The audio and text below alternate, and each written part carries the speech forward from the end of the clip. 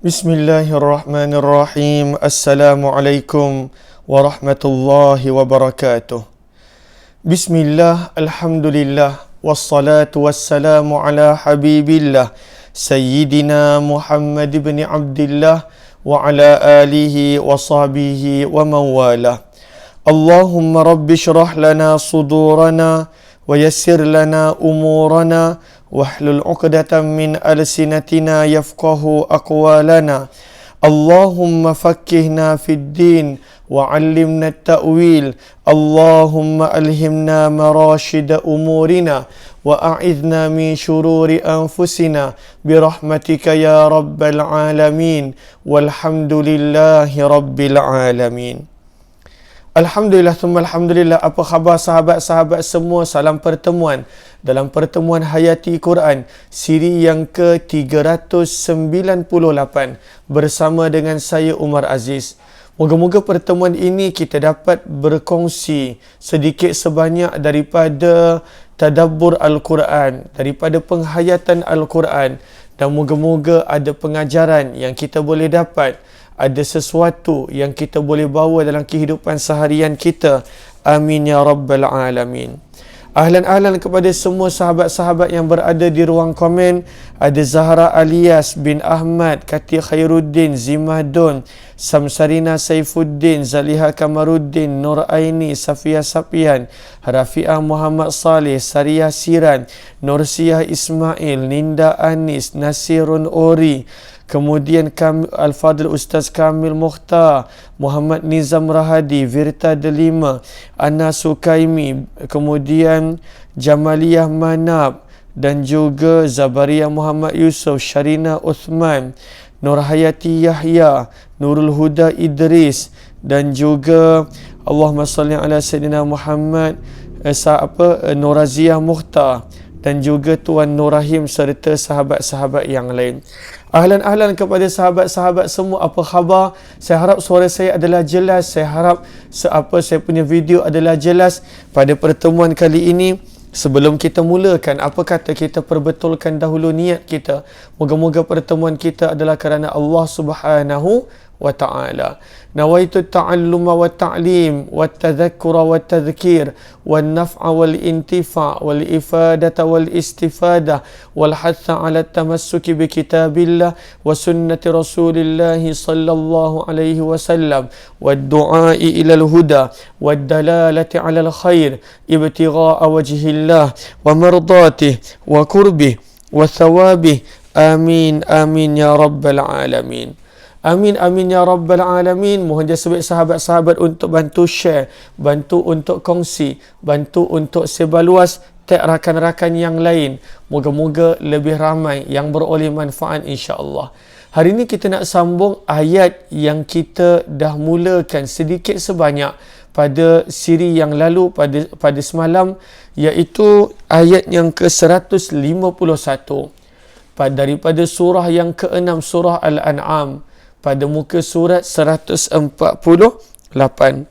Ayat yang ke-151 daripada surah yang ke-6, surah Al-An'am, daripada muka surat 148.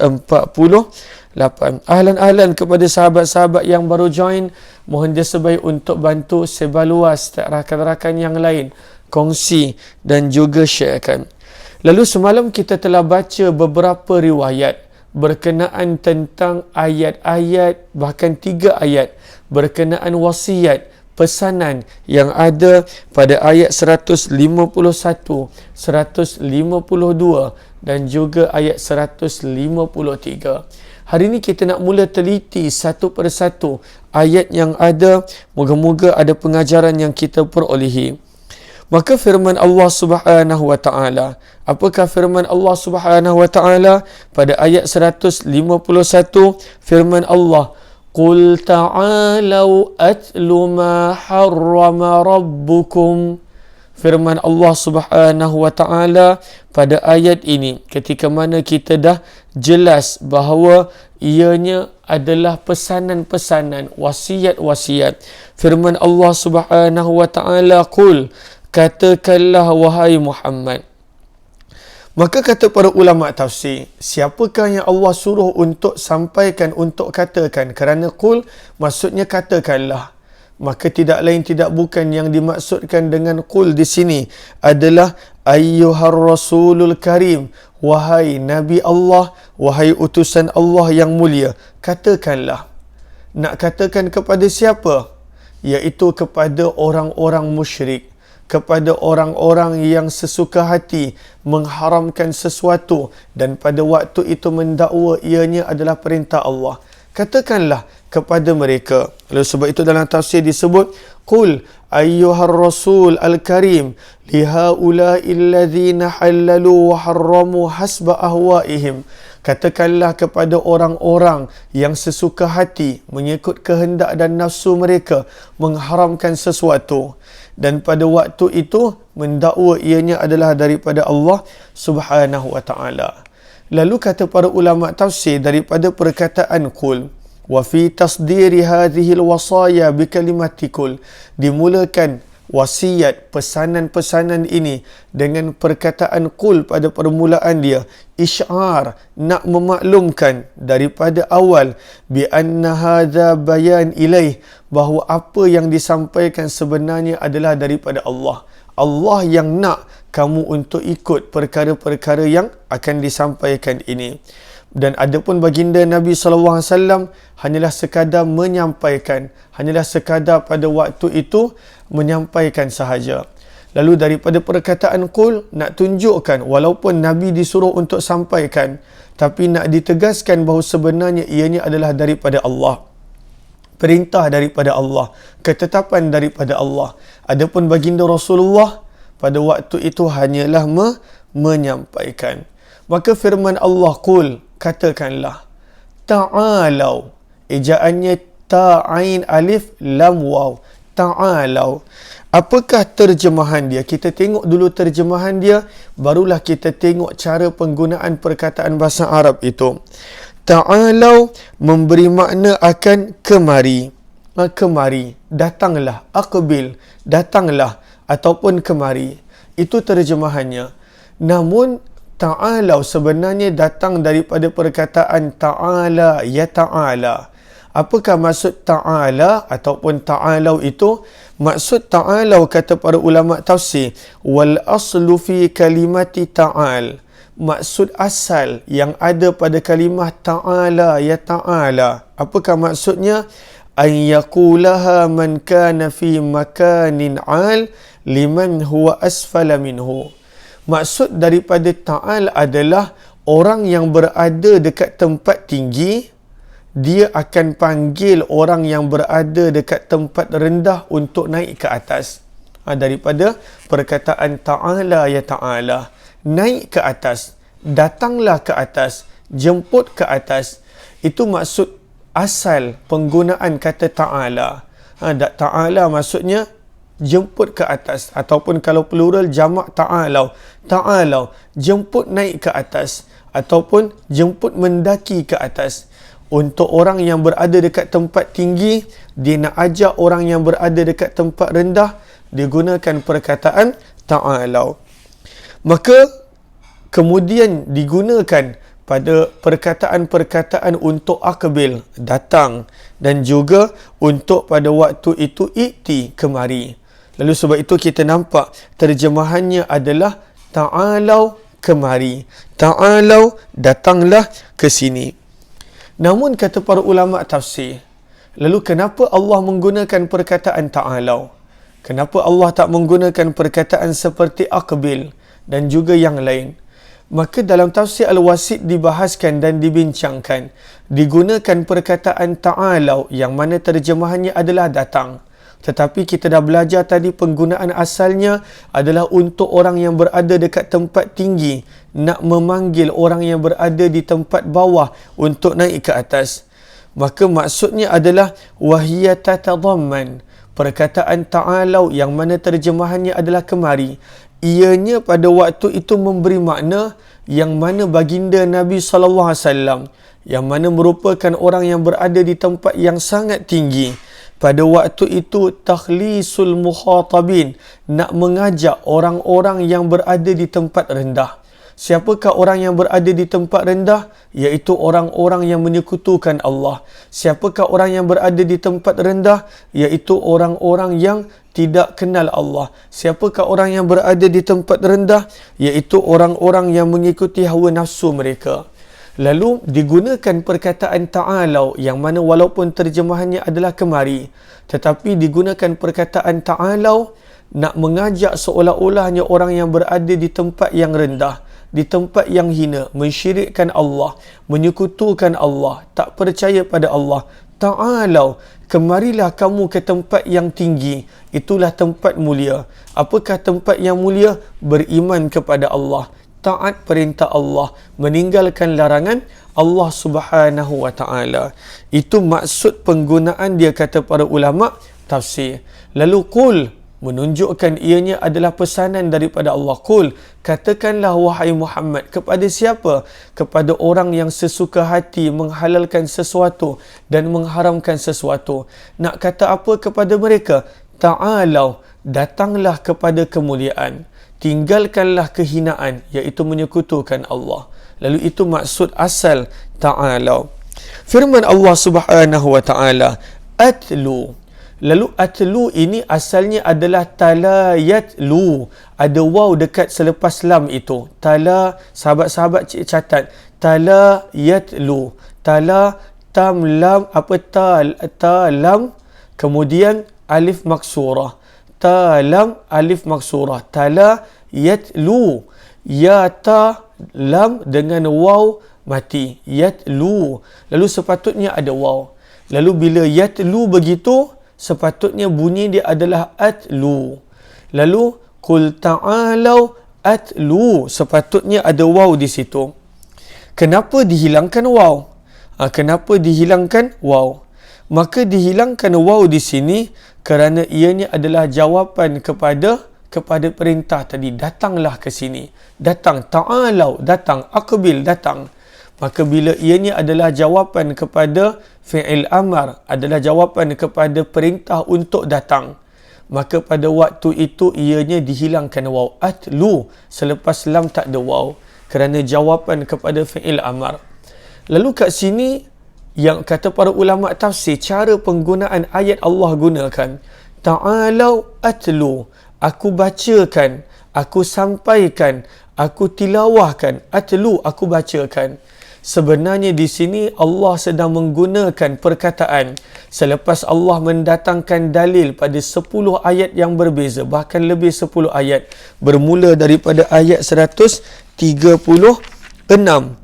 Bermula daripada ayat 136, di mana berulang kali kita baca bagaimana mereka mengharamkan sesuatu, mendakwa itu daripada Allah. Lalu Allah bawakan dalil, bawakan jawapan. Tetapi pada perkataan atlu, uslub Al-Quran berubah. Cara Allah perintahkan Nabi untuk menyampaikan kepada orang-orang yang sebelum ini mengharamkan sesuatu dan menggunakan nama Allah berubah. Apakah caranya? Di sini caranya adalah lemah lembut.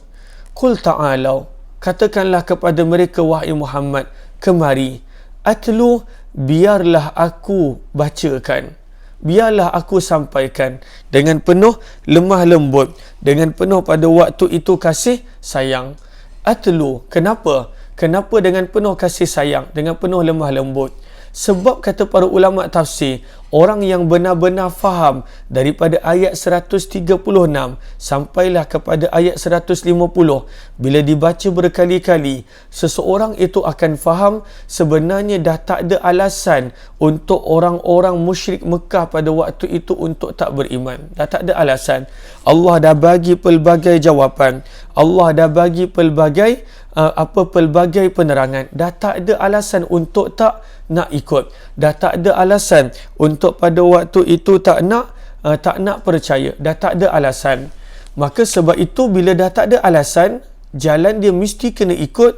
Maka sebab itu Allah perintahkan Nabi, wahai Muhammad, katakan kepada mereka, kemari, hampir kepadaku. Atlu, biarlah aku yang ungkapkan, biarlah aku yang terangkan. Nak terangkan apa? Nak terangkan ma harrama rabbukum, apa yang Allah telah haramkan. Ma, apa-apa yang harrama telah mengharamkan, rabbukum Tuhan kamu, alaikum ke atas kamu. Sebelum ini kamu keliru. Allahumma salli ala Sayyidina Muhammad.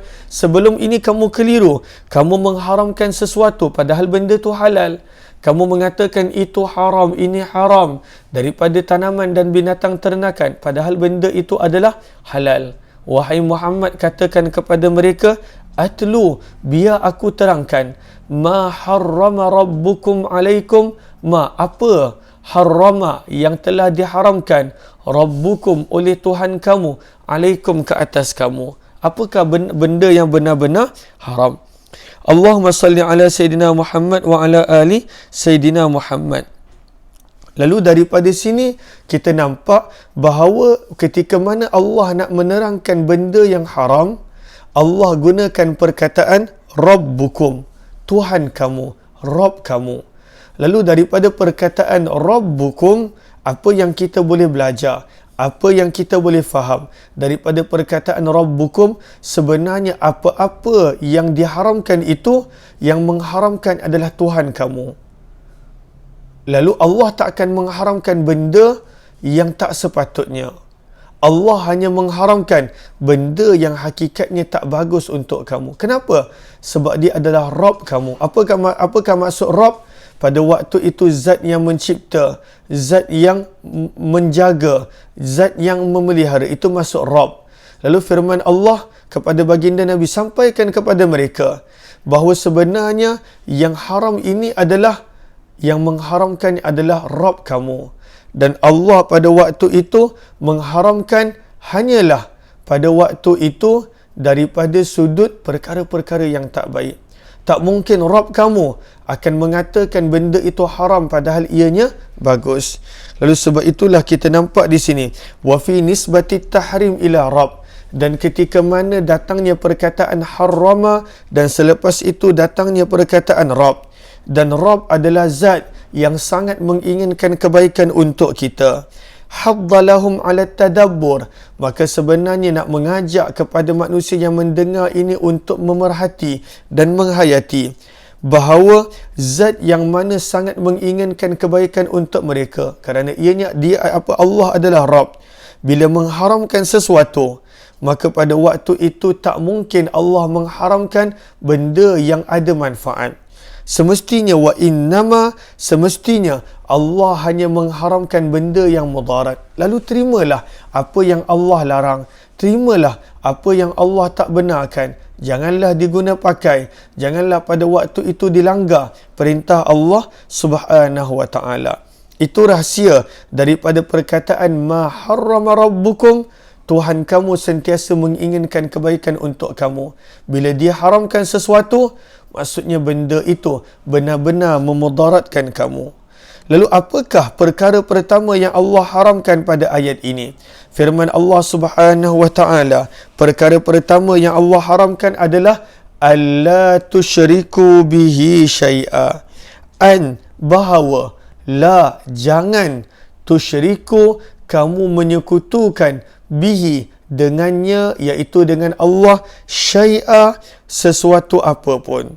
Maka ini adalah larangan pertama.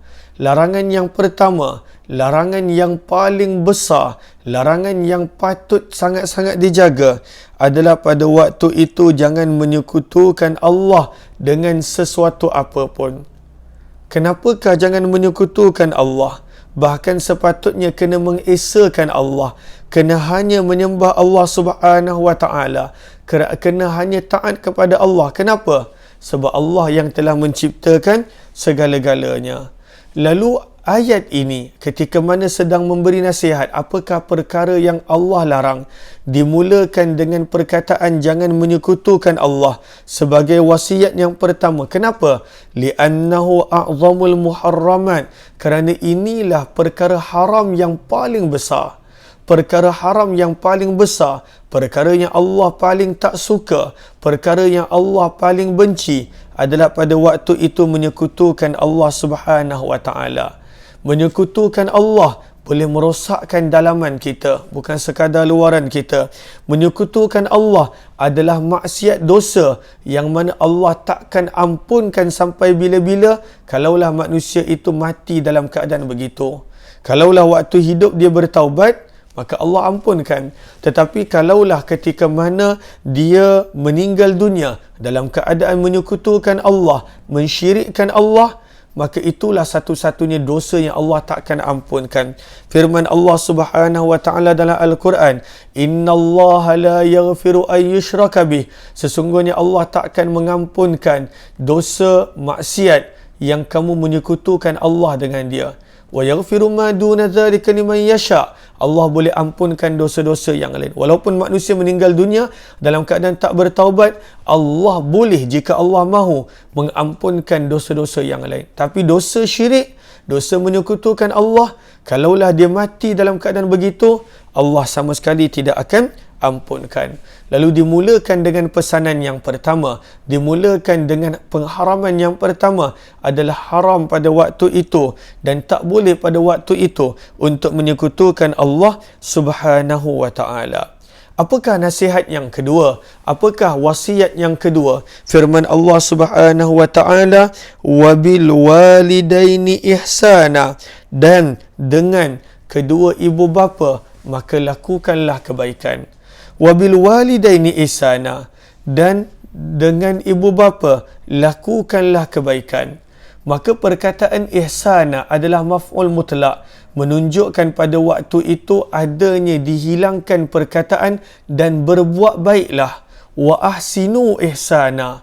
Lalu itu adalah perkara biasa. Dibawakan ihsana nak menunjukkan adanya perintah ahsinu. Apakah maksud ahsinu? Berbuat baiklah.